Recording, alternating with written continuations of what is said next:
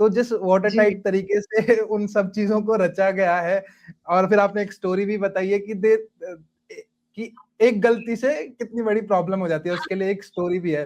तो पहले प्लीज एक वो स्टोरी बताइए, and then tell me a little bit कि how watertight that Panini ji का जो अष्टाध्यायी के थ्रू जो उन्होंने पूरा व्याकरण की रचना करी है और सब चीजों की रचना करी है, वो कितना वाटर टाइट है, and people should know about it.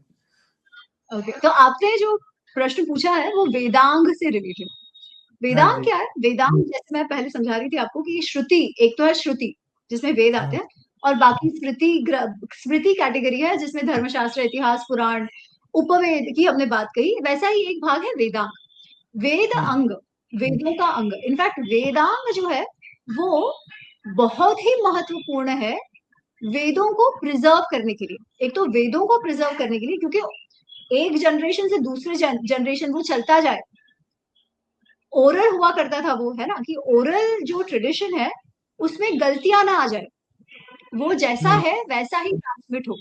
जो रिचुअल्स है, जो यज्ञ का जो रिचुअल है, जो अलग अलग समय अलग अलग यज्ञ होते थे, वो रिचुअल्स है, वो जैसे होने चाहिए वैसे ही होते रहे, उसमें कोई गड़बड़ी ना हो जाए, कोई त्रुटि ना हो जाए। वो अगले जनरेशन तक कैसे एंश्योर करो कि आप ट्रांसमिट कर पाते हो। अच्छा, ओवर टाइम जब सोसाइटी बड़ी होने लगी तब geography to geography, region to region भी ट्रांसमिट करना था उसे, है ना, अलग अलग दूर तक लेकर जाना था। तो वो कैसे इंश्योर करे कि भाई वो गलत ना हो, क्योंकि आपको पता है गेम होती है जिसमें सब बैठते हैं और किसी एक जन कोई शुरू करता है और एक के कान में कुछ कहता है, वो बंदा दूसरे के कान में कुछ कहता है, फिर आगे जाते जाते जब वापस जिस बंदे ने कहा उसके तक आता है, तब तो जो इन्फॉर्मेशन है वो कुछ और ही रूप धारण कर लेती है, क्योंकि जब वो पास ऑन होती है इन्फॉर्मेशन तो कुछ ऐड हो जाता है, कुछ रिमूव हो जाता है, कुछ नया आ जाता है, जिसने सुना है और जो पास ऑन कर रहा है वो बदलता जाता है। अब अगर इस प्रकार का कोई सिस्टम नहीं होता तो वेदों के साथ भी वही होता। शुरुआत कहाँ से हुई है? इतने जनरेशन में आते आते कोई नया ही रूप ले लेता, पर ऐसा नहीं हुआ है। राइट। वेद जो मेरे ख्याल से 2000 3000 5000 साल वर्ष पहले जैसे थे, उसी रूप में जो भी बचा है वो उसी रूप में बचा हुआ है जो वो तब वैसे थे। वो ऐसा कैसे हो पाया? वेदांगों के कारण। वेदांग क्या है? वेदांग में भी 6 अलग अलग भाग है। एक है शिक्षा। शिक्षा का अर्थ है प्रोनाउंसिएशन, क्योंकि वो ओरल ट्रेडिशन एक तो होता था, और जो हम यज्ञ करते हैं उसमें चैंटिंग करना है आपको। वो चैंटिंग आप क्या कर रहे हो? देवताओं को बुलाने के लिए कर रहे हो, देवताओं की स्तुति के लिए कर रहे हो, आप जो भी उनसे मांगना चाहो वो आप मांग रहे हो, है ना।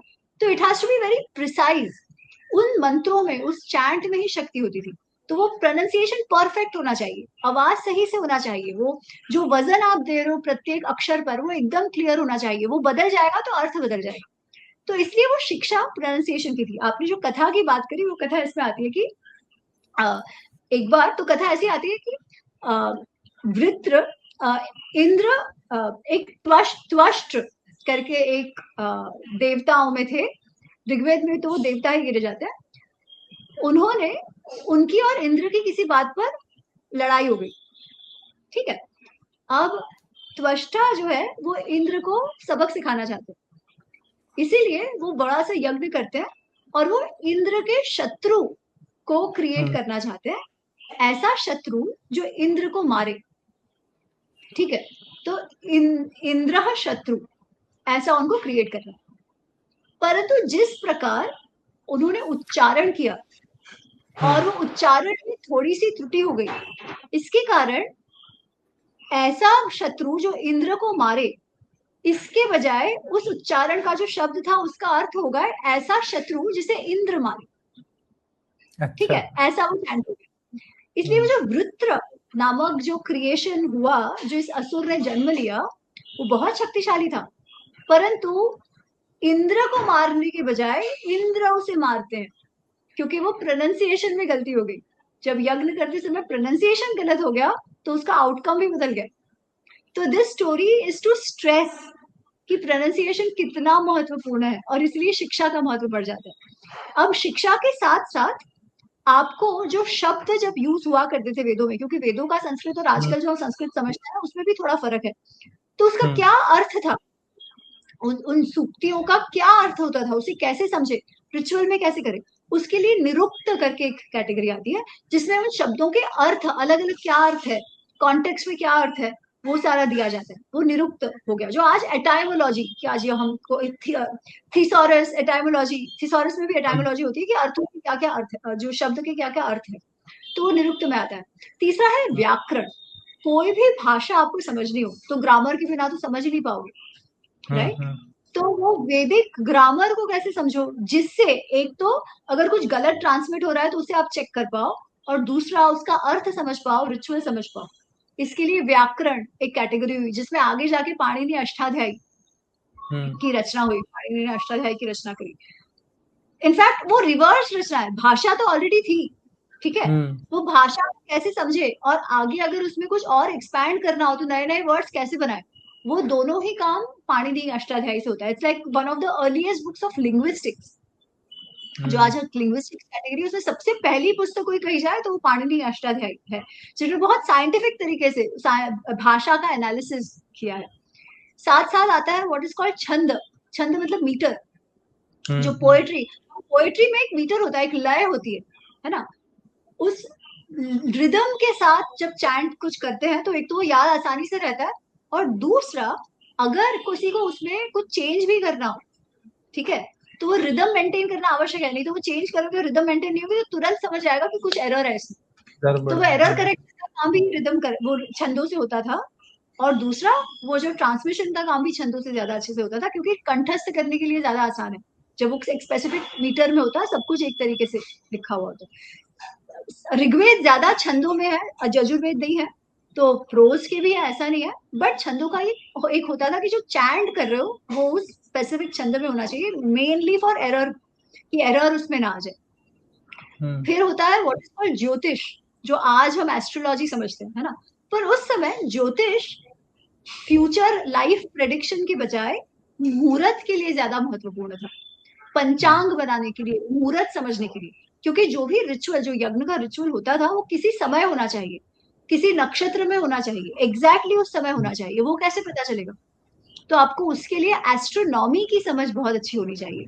तो it was more related to that. उसमें कैलकुलेशंस बहुत होते थे, वो गणित का जेम कहा गया जो ज्योतिष जो है, ठीक है, तो जिससे future of solar system we can say, I think the positioning of the solar system including the नक्षत्र, उसकी रेगुलर मतलब एवरीडे लेवल पे समझ। मुहूर्त, जो आज भी हम कहते हैं ना कि अरे मुहूर्त सही है कि नहीं पता करो, उस मुहूर्त में हम काम करेंगे, पंचांग से वो होता है। तो पंचांग निर्माण का काम कल्प में होता था। उसके साथ साथ वेदी कैसे बनाओ, सॉरी वो ज्योतिष में होता था। उसके साथ साथ वेदी कैसे बनाओ, वेदी मतलब जिसमें हम वो यज्ञ करते हैं, है ना? वो ये ब्रिक्स की बनती थी, पत्थर से, ईंटों से बनती थी, वो अलग अलग शेप्स में बनती थी, उसका भी एग्जैक्ट शेप होना चाहिए। तो वो कैसे करो, कोई भी रिचुअल कर रहे हो उसके पहले आपको कौन से प्रोसेस का फॉलो करना चाहिए, किसको अधिकार है क्या प्रोसेस करने का, किस प्रकार होना चाहिए, वगैरह वगैरह। तो ये सारा जो प्रोसीजरल डिटेल्स जो था वो सारा कल्प में आता है। क्योंकि उसमें इतना सारा वेदी कंस्ट्रक्शन का इंफॉर्मेशन है, तब वेदी अगर आप बनाते हो, आपको गोल वेदी बनाना है तो आपको मेजरमेंट्स करना पड़ेगा, है ना? उस हिसाब से उसमें ईंट के कितनी ईंटें लगेंगी वो सब करना पड़ेगा। वो बेसिकली क्या है, ज्योमेट्री है। इसीलिए आप देखोगे कि बहुत सारा ज्योमेट्री रिलेटेड जो जिसे हम फिबोनाची, एक्चुअली जिसे हम बौधायन सूत्र जिसे कहते हैं, वो पाइथागोरस थ्योरम की जो बात करते हैं, वो बहुत सारा उससे आता है, ये कल्प से आता है, जिसमें Baudhayana Sutra is one part of it. Pythagoras theorem जो है, या द वैल्यू ऑफ पाई, फिर value of square root of 2, ये सारा जो है वो कहाँ से, वो ज्योमेट्री से आता है। वो लोग मेजर करते हैं कि अच्छा ये धागा, एक मुझे सर्कल बनाने के लिए इतना धागा है, तो वो जो रेडियस है वो कितना है, और फिर उसको काउंट करो। That was all about geometry. तो it help development of geometry quite a bit. और लास्ट जो है हो गया ना, कल्प भी हो गया। कल्प, ज्योतिष, छंद, निरुक्त, व्याकरण और शिक्षा। तो ये 6 जो है इनको वेदांग कहा जाता है। तो आप जब सोचिए ये कितना व्यापक है, कितना प्रोफाउंड और कितना एक्सपेंसिव है, कि एक जो श्रुति परंपरा है उसको आगे बढ़ाने के लिए में कितना विचार डाला गया है, और उसके लिए कितने सारे मैकेनिज्म्स बनाए गए। And I think somebody, those who are listening will be able to understand कि ये कितना particular था, जब वो वर्णमाला वाला सेक्शन पढ़ेंगे कि हाउ पर्टिकुलर इट वाज, कि कौन सी साउंड कहाँ से आ रही है, कैसे आनी है. So please tell me a little bit about that. तो हम जो बात अभी हम कर रहे हैं, है ना, तो कहीं ना कहीं से आवाज आ रही है. कहाँ से आ रही है? पूरा हमारा वोकल सेक्शन है, वोकल कॉर्ड जिसे हम कहते हैं. और आप देखिए, अगर मैं क कहूँ तो कहीं से आवाज आ रही है, मैं प कहूँ तो कहीं से आवाज आ रही है ना. तो ये अलग अलग मूवमेंट से, अलग अलग वोकल पार्ट से अलग अलग साउंड आ रहे हैं. तो हमारी जो वर्णमाला है, उसका जो अरेंजमेंट है ना, that actually is very connected to this. बहुत सोच समझ के वो वर्णमाला का जो जिस प्रकार से वर्णमाला बनाई गई है, वो बहुत ही ज्यादा सोच समझ के बनाई गई है. आज अगर कोई एबीसीडी बोले तो ABCD, A B C D, किसी को पता नहीं है कि क्या उसका है, what is the reason its for out this of thin sequence. Air. Exactly. जबकि अपना ऐसा नहीं है.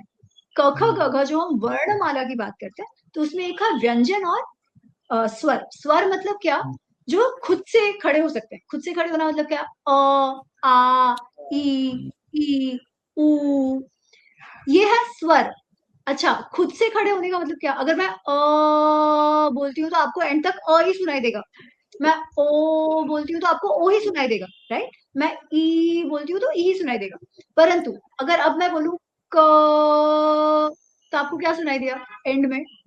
क नहीं सुनाई दिया, अ सुनाई दिया. क केवल शुरुआत में सुनाई देते हैं.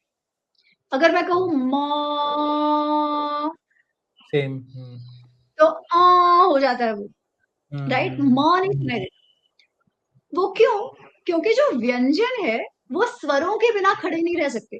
स्वर अपने आप खड़े रह सकते हैं. जो वावल्स की हम बात करते हैं, right, they are self dependent, independent, खुद से खड़े हैं, खुद से चमक रहे. वो स्वर. व्यंजन जो है वो स्वरों के बिना नहीं खड़े रह सकते. इन द सेंस, इसलिए आप देखो, हम क ख ग ग ऐसे लिखते हैं. ग क और हलंत. क हलंत प्लस अ इज इक्वल टू क. क हलंत प्लस आ इज इक्वल टू का. ठीक है. तो वो व्यंजन को पूरा प्रोनाउंसिएशन के लिए भी स्वर की आवश्यकता होती है. ठीक है. एक तो ये भाग मात्रा कहते हैं जिसे हम. Correct, correct, exactly.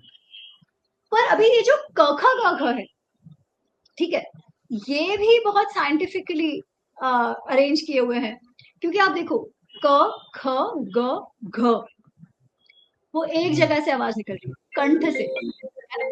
अगर मैं कहूँ च छ ज झ, तो मेरी जो जीभ है वो ऊपर लग रही है. च छ ज झ, दांतों के पीछे, राइट.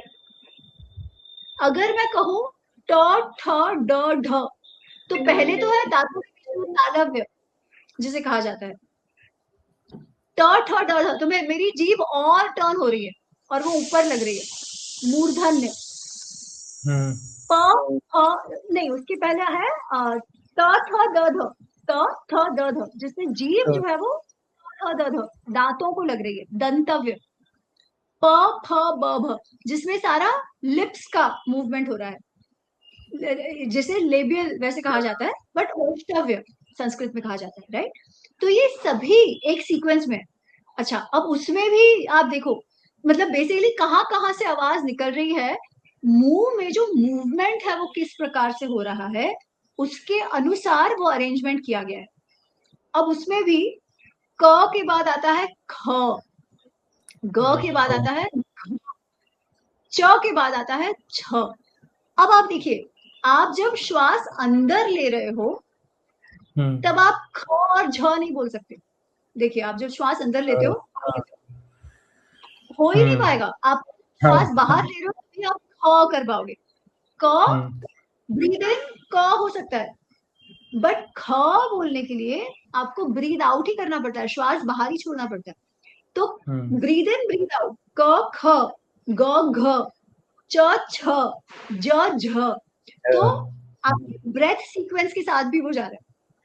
तो इतना सोच समझ के वो I'll just show this to people. 170 page number पे है. प्लीज बुक को खरीदें और इसे समझे अच्छे से. It will just open your mind and brain everything. So I like that आपने मार्क रखा है. मैंने तो वो पूरी बुक कर रखी है मार्क, तो ऐसे आप देखोगे तो मैं ऐसे ही पढ़ता हूँ। तो वाह! ठीक है अभी जी, this is it for this section.